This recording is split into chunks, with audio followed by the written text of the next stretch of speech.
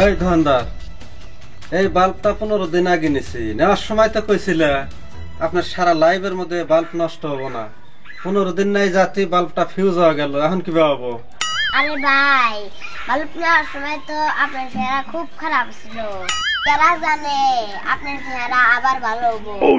আপনার চেহারা দেখেই তো সারা জীবনের গ্যারান্টি দিছিলাম।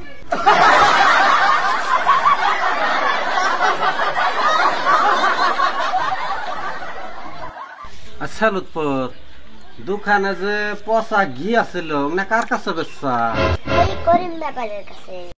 পচা আটা, পচা ডিম আর ওই কানিতে যে কয় প্যাকেট গন্ধ সামাই আছিল নকল, না কার কাছে বেচছা?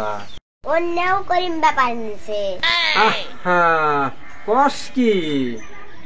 কি হয়েছে? তুই করছাস কি? আজকে তো আমার ওই করিম ব্যাপারীর বাড়িতেই দাওয়াত।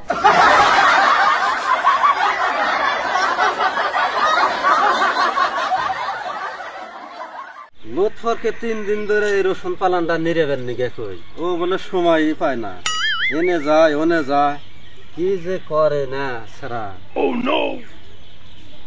এই লুৎফর, লুৎফর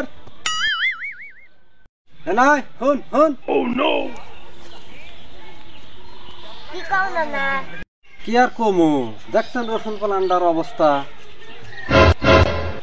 3 দিন ধরে তোর এই পালানটা নিরেবার কই, তুই ঠিক কানেই শুনস না। শালার গাধা, তোর আর গাধার মধ্যে মনে হয় বেশি পার্থক্য হবো না।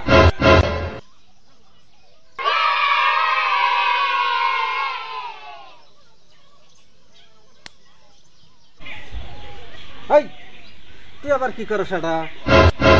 মাইপে দেখলাম আমার আর গাদার মধ্যে পার্থক্য কথা হানি।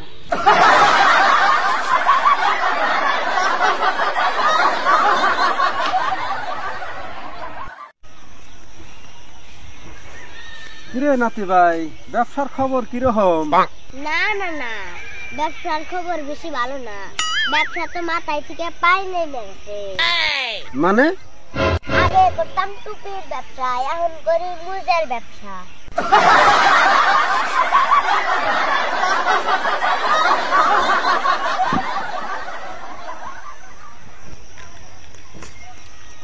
কিরে লথর, মেলা দিন পরে দেখা হইলো, ভালো আছা?